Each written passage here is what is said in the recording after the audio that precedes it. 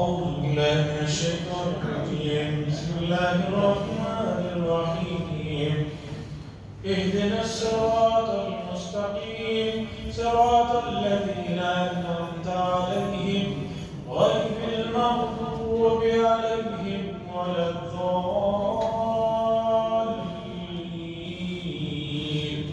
آمين. حضرات ماہ مبارک کی چوتھی رات 3 روزے گزر چکے ہیں اور آپ دیکھتے رہیے کہ کس تیزی سے یہ مبارک لمحات نکل جائیں گے، آپ کو پتہ بھی نہیں چلے گا.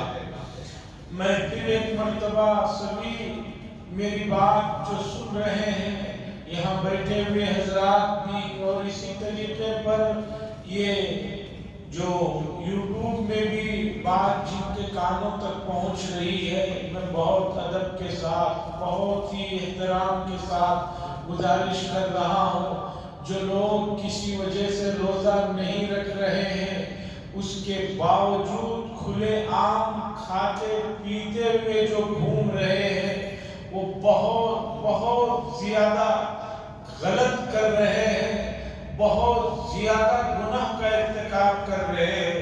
جو حضرات بھی ان کو سمجھا سکیں، جہاں بھی اس طرح کے لوگ ملے ان کو آپ سمجھا سکیں، بول سکیں، اپنی بات ان تک پہنچا سکیں تو کسی بھی حال میں پیچھے نہ ہٹے. بالکل رمضان کا پہلا عشرہ نہیں گزرا، آج 2 نوجوانوں کو دیکھا کہ ایسی حالت میں ہے کہ اگر وہ 2 دن سحری اور افطاری بھی نہ کریں تو روزہ رکھ سکتے ہیں. کھلے عام جو ہے اسموکنگ کرتے ہوئے مسجد کے پاس ملے. لوگ کہتے ہیں کہ میں غصہ ہو جاتا ہوں، جلدی غصے میں آ جاتا ہوں. اب آپ بتائیے ایسے لوگ ایک تو مسجد کے سامنے چھوٹے چھوٹے بچے روزہ رکھے ہوئے ہیں، ان کے سامنے کوئی اسموکنگ کرتا ہوا پھرے. مسجد کے سامنے تو غیر مسلم بھی اسموکنگ کرتے ہوئے جو ہے شرماتے ہیں. تو یہ کیا بات ہے جو مسجد کے سامنے وہ بھی دن میں آپ اسموکنگ کر رہے ہیں؟ آپ کہہ سکتے ہیں کہ وہ آدمی بیمار ہے، مجبور ہے، ٹھیک ہے، شریعت نے کہا بیمار ہے، مجبور ہے، کھلے عام نہیں کھا سکتے. فقہاء کرام نے مسئلہ لکھا ہے، سنیے توجہ سے سنیے.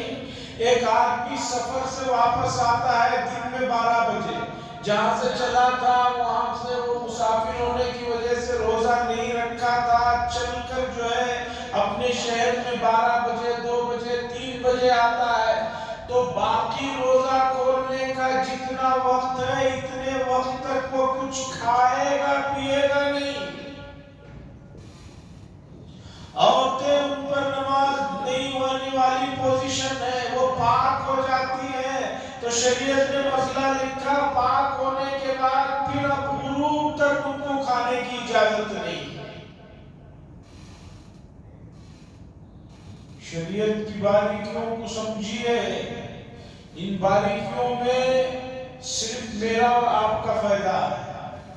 لوگ یہ سمجھتے ہیں کہ شریعت پر عمل کرنے سے کسی کا فائدہ ہو جائے گا. کسی کا فائدہ نہیں، صرف آپ کا اپنا ذاتی فائدہ ہے. آپ نہیں مانیں گے تو اللہ کی ملکوتیت میں کوئی کمی آنے والی نہیں ہے، اس کی شان کبریائی میں کوئی نقص آنے والا نہیں ہے. اور آپ نہیں مانیں گے، نہیں عمل کریں گے تو جو ہے اس کا نقصان صرف آپ کی ذات کو ہونے والا ہے اور آپ کے جو ہے نوست، آپ کے اطراف میں رہنے والے آپ کے بیوی بچے اور آپ کا خاندان اور آپ کا محلہ اور آپ کا معاشرہ برباد ہوگا.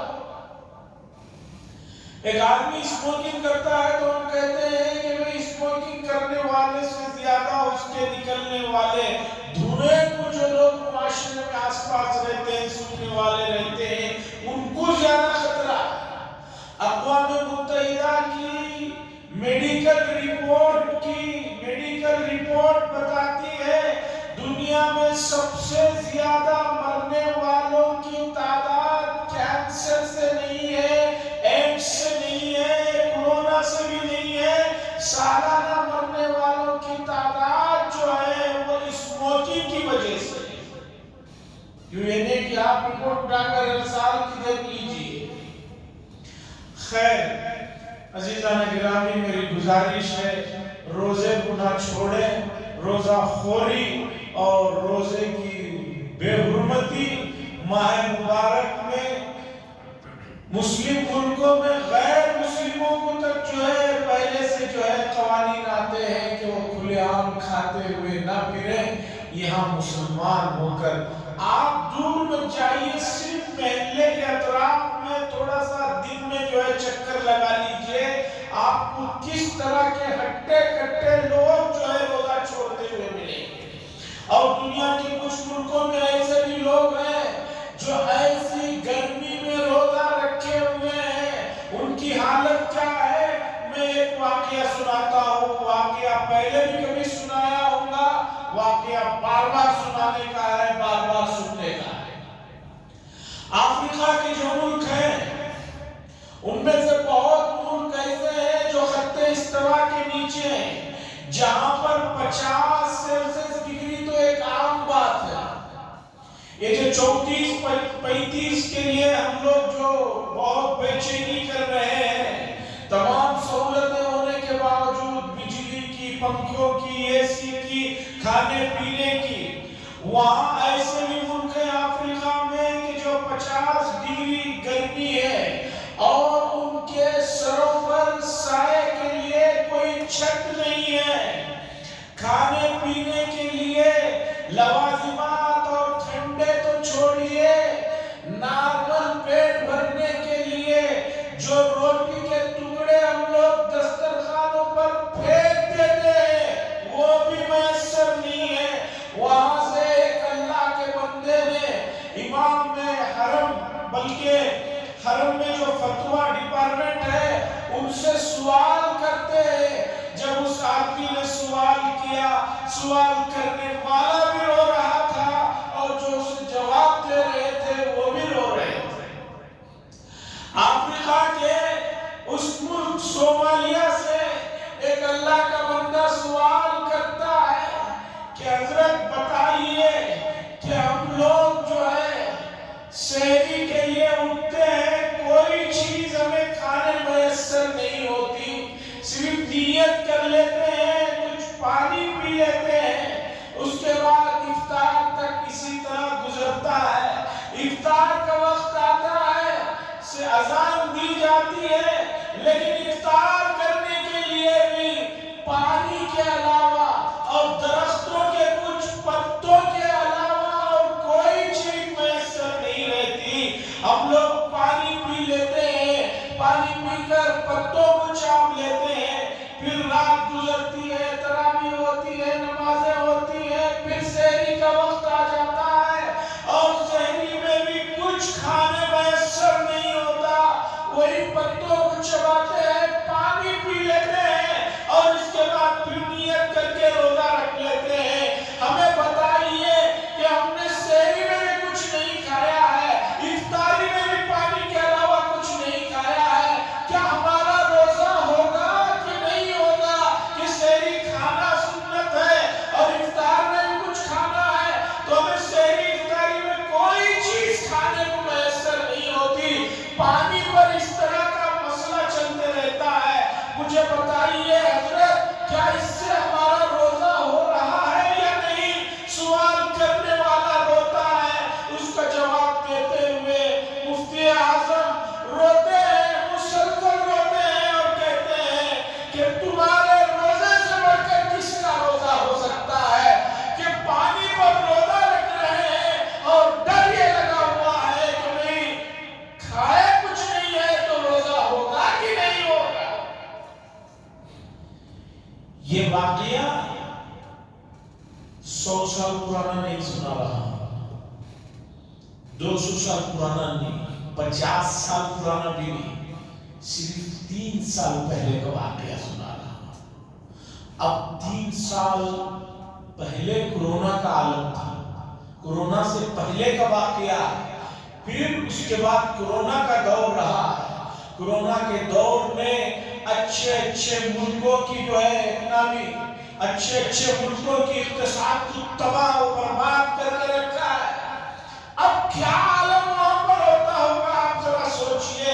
ऐसे लोग रोजा छोड़ नहीं रहे हैं, और हम लोगों को अल्लाह ने माह मुबारक में खाने पीने का वो इंतजाम फरमाया है, वो इंतजाम फरमाया है कि आदमी जिसका तसव्वुर नहीं कर सकता, फिर भी आदमी अगर रोजा छोड़ता है, कितनी उसे जुर्रत हो गई है, कितनी बेफिक्री हो गई है, कितनी ताकत आ गई है।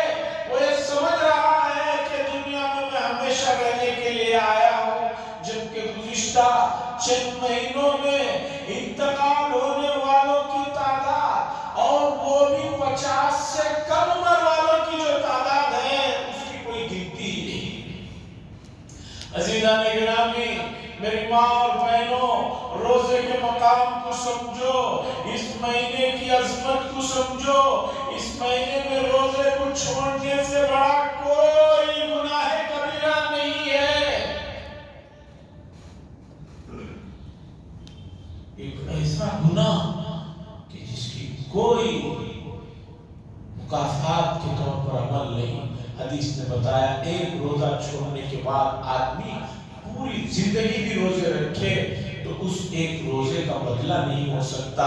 ऐसा अजीमुशान रोजा छोड़ रहे, इम्तिहान का बहाना, काम का बहाना, गैस का बहाना, उसका बहाना, इसका बहाना। वल्लाहु आलम बिमा फी सुदूरिकुम, अल्लाह दिलों के भेदों को जानते हैं। रोजे को मत छोड़ो। हज़रात, इस आयत करीमा जिसमें अल्लाह से बंदा दुआ करता है कि अल्लाह मुझे सीधा रास्ता दिखा उन लोगों का जिन पर आपने इनाम किया। इनाम वाली शख्सियत 4 किस्म की है। अंबिया है, उसके बाद सिद्दीकीन है, उसके बाद तीसरे नंबर पर शुहदा है। शुहदा शहीद की जमा। शहीद वो शख्स कहलाता है जो अल्लाह के कलिमे को बुलंद करने के लिए, अल्लाह की अज़मत और किबरियाई की बुलंदी की खातिर अपनी जान का नजराना पेश कर देता है। ऐसी शख्सियत को शहीद कहा जाता है। अगर कोई और मकसद उसमें शामिल हो जाए, कोई दिखलावा आ जाए, कोई ओहदे की ख्वाहिश आ जाए, तो शहादत जैसा अजीम अमल बेकार होकर रह जाता है। रसूलुल्लाह सल्लल्लाहु अलैहि वसल्लम ने फरमाया, अल्लाह की राह में जो आदमी अपनी जान की बाजी लगाता है, उसकी जान निकलने से पहले जो पहला खून का कतरा जमीन पर गिरता है, अल्लाह उसके तमाम गुनाहों को माफ फरमा देते हैं, और दूसरे कतरे के साथ जो है उस आदमी को वो इनामात और उसके वो पौधे उसे मिलते हैं कि उसका तसव्वुर ही नहीं। हदीस में है कि जो लोग अल्लाह की राह में शहीद हो जाते हैं, अल्लाह उनकी अरवाह जन्नत में सब्ज परिंदों के अंदर डाल देते हैं। अब वो परिंदे पूरी जन्नत में घूमते फिरते रहते हैं। अल्लाह हमसे पूछते हैं कि कोई ख्वाहिश हो तो बताओ जो पूरी की जाए। वो कहते हैं कि अल्लाह, आपने हमारे तसव्वुर से ज्यादा हमें नवाजा है, बस एक ख्वाहिश है, अगर वो आप पूरी कर दें तो बड़ी मेहरबानी। अल्लाह पूछते हैं क्या ख्वाहिश है? वो शहीद लोग कहते हैं कि अल्लाह, हमें फिर एक मर्तबा दुनिया में जाने का मौका दीजिए, हम जाएंगे और आपकी राह में फिर अपनी जान का नजराना पेश करेंगे।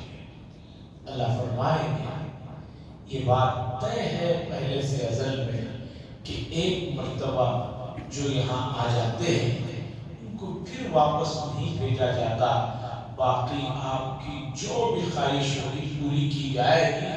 दुनिया में जाने के बारे में कोई सुना, वो कहेंगे कि अल्लाह, हम अपने किसी मतलब से नहीं, आपके कलमे की बुलंदी के लिए जाना चाहते हैं। अल्लाह फरमाएंगे, एक मर्तबा आप यहाँ आ चुके हैं, अब दोबारा वापस जाने की कोई सूरत हाल नहीं।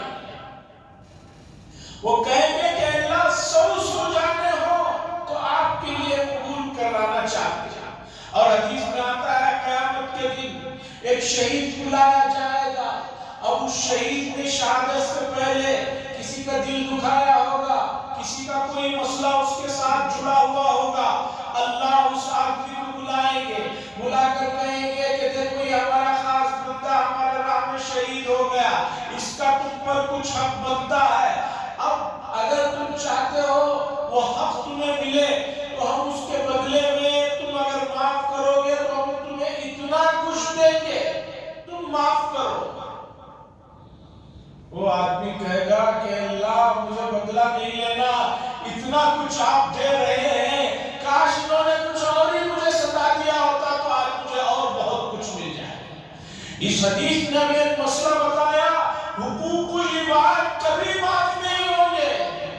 کسی نے کسی کا حق مارا ہے، کسی نے کسی کو تکلیف دی ہے، وہ کبھی معاف نہیں ہوں گے یہاں تک کہ بندہ معاف کرے، اور بندہ جب شہید ان کے بعد شہید کی لیے اللہ کچھ پیشکش کریں گے تب لوگ معاف کریں گے، ورنہ نارمل انسان وہاں پر کسی کو کچھ بھی معاف نہیں کرے گا۔ عزیزان گرامی، شہادت کا بڑا درجہ ہے، رسول اللہ صلی اللہ علیہ وسلم نے بڑے فضائل بتائے، لیکن مسئلہ یہ ہے کہ شہادت اور اس کی جو تعریف ہے، اس کی جو حقیقت ہے، اور اس سلسلے میں قرآن و حدیث نے جو کچھ بیان کیا، لوگوں نے اس کی صحیح ماہیت کو نہ سمجھنے کی وجہ سے غیروں نے اس مضمون کو بہت اچھالا اور بہت بدنام کر کے چھوڑ دیا۔ بندہ کہتا ہے انعمت علیہ، اللہ جن پر آپ نے انعام کیا ہے ان میں ان کے راستوں میں انبیاء ہیں، صدیقین ہیں، اس کے بعد شہداء ہے، چوتھے نمبر پر صالح ہے، والصالحین، صالح صاد الف لام ہا، صالح کے معنی نیک، نیک بندوں کے راستے پر چلائیے یا اللہ۔ نیک بندے کون ہیں؟ نیک کی تعریف معلوم ہونا چاہیے، اس لیے کہ ہر آدمی نے اپنے اپنے ذہن میں ایک ایک کو نیک بنا رکھا ہے۔ ایک واقعہ سناتا ہوں، اندازہ لگائیے۔ ایک گاؤں میں ایک مولانا پہنچے اور پہنچ کر انہوں نے کہا کہ بہت جلد رمضان آنے والا ہے اور رمضان جو ہی آئے گا کھانا پینا سب بند کرا دے گا۔ اب وہ گاؤں کے لوگ سوچنے لگے کہ یہ کون آ رہا ہے جو ہمارا کھانا پینا بند کرا دے رہا ہے، پریشان ہو گیا۔ اس کے بعد مولانا نے کہا بھئی بالکل اب قریب آ چکا ہے، اس لیے کہ وقتی شابان ہو رہی ہے، قریب آ چکا ہے۔ گاؤں کے لوگوں نے کہا کہ بھئی کوئی بہت بڑا آ رہا ہے جو ہمارے جو ہے کھانے پینے کو بھی بند کرانے والا ہے، چلو گاؤں کے باہر اس کا مقابلہ کرنا۔ پورے گاؤں کے باہر گئے، گاؤں کے باہر گئے تو اس طرف سے ایک آدمی اونٹ کو لے کر آ رہا تھا گاؤں کے اندر۔ گاؤں کے لوگوں نے اونٹ نہیں دیکھا تھا، اتنا بڑا جانور، اتنا بڑا کوہان، اور ہر چیز ٹیڑھی ٹیڑھی ہے۔ اردو کی مشہور کہاوت ہے اونٹ پہ اونٹ تیری کوسی کر سیدھی، اس کی کوئی چیز سیدھی نہیں رہتی، ہر چیز بگڑی رہتی ہے۔ لوگوں نے دیکھا کہ بھی اونٹ آ رہا ہے تو یہی ہو سکتا ہے جو ہمارا کھانا پورا یہ کھا لے گا، ہمیں بھوکے رہنا پڑے گا۔ پورے گاؤں کے لوگوں نے مل کر جو ہے اس اونٹ کو ذبح کر ڈالا اور خوش ہو گئے کہ رمضان تو ختم ہو گیا، جو ہمارا کھانا بند کرنے والا تھا اسے تو ہم نے ختم کر دیا۔ اب آئے پھر فجر کے بعد امام صاحب نے کہا بھئی انشاءاللہ آج رات سے رمضان شروع ہونے والا ہے۔ لوگوں نے کہا حضرت وہ تو ہم نے کل ہی اسے ذبح کر ڈالا۔ امام صاحب نے پوچھا بھئی کسے ذبح کر ڈالا، لے جا کر دکھایا اونٹ کو، تو انہوں نے کہا بھئی اس کا رمضان سے کیا تھا۔ تو اسی طرح ہر آدمی نے نیک کسے کہتے ہیں، نیکی کا کیا مفہوم ہے، اس کا الگ الگ تصور ذہن میں ہے۔ ہمیں قرآن و حدیث سے پوچھنا ہے کہ نیک لوگ کون ہیں جن کی اللہ نے تعریف کی اور جن کے راستے پر چلنے کا حکم دیا۔ نیک لوگ وہ ہیں جو متقی بھی کہلاتے ہیں۔ بہت پہلے کی بات ہے، ایک اللہ والوں کے سامنے میں بھی تھا، ایک صاحب نے کہا کہ فلاں آدمی بڑے متقی ہیں، تو ان اللہ والوں نے پوچھا کہ بھی وہ متقی ہیں، آپ کو کیسے پتا چلا؟ انہوں نے کہا کہ وہ متقی ہیں، اتنے متقی ہیں کہ وہ کبھی ہوٹل میں نہیں کھاتے۔ حضرت نے پوچھا اور ان کی نمازوں کا کیا حال چال؟ کہا جمعہ کی نماز پڑھ لیتے ہیں۔ حضرت نے کہا تو اس کا مطلب تقوی کا معیار آپ کے نزدیک یہ ہے کہ ایک آدمی پورا ہفتہ نمازیں چھوڑے کوئی مسئلہ نہیں، لیکن ہوٹل میں نہیں کھاتا ہے تو آپ کی نظر میں وہ پھر کہنے لگے کہ حضرت ایک اور بات بھی ہے ان کے متقی ہونے کی۔ حضرت نے پوچھا کیا؟ کہنے لگے وہ کبھی دھوبی کے پاس کپڑے نہیں دھلواتے، خود ہی دھو کر کے۔ تو لوگوں نے تقوی کا معیار یہ رکھا ہے کہ دھوبی کے پاس کپڑے نہ دھلوائے، جو ہوٹل میں نہ کھائے، اور کسی کے پاس کچھ اور ہوگا۔ تقوی کا معیار یہ نہیں ہے، تقوی کا معیار یہ ہے لیس البر ان تولوا وجوهكم قبل المشرق والمغرب ولكن البر من آمن بالله والملائكة وكتبه ورسله واليوم الآخر۔ کل دوسرے بارے میں ٹھیک پو پارا جہاں ہوتا ہے، دوسرا پو جہاں شروع ہوتا ہے، ایک بڑی آیت ہے تقریباً 7 سطروں کی۔ اس میں اللہ نے بتایا کہ نیکی کا مطلب صرف یہ نہیں ہے کہ کسی خاص چیز پر آپ فوکس کر دیں، نیکی کے مفہوم میں یہ تمام چیزیں ہیں جس کو اللہ تبارک و تعالیٰ نے ذکر فرمایا۔ اس کی تشریح انشاءاللہ اگلی مجلس میں کروں گا۔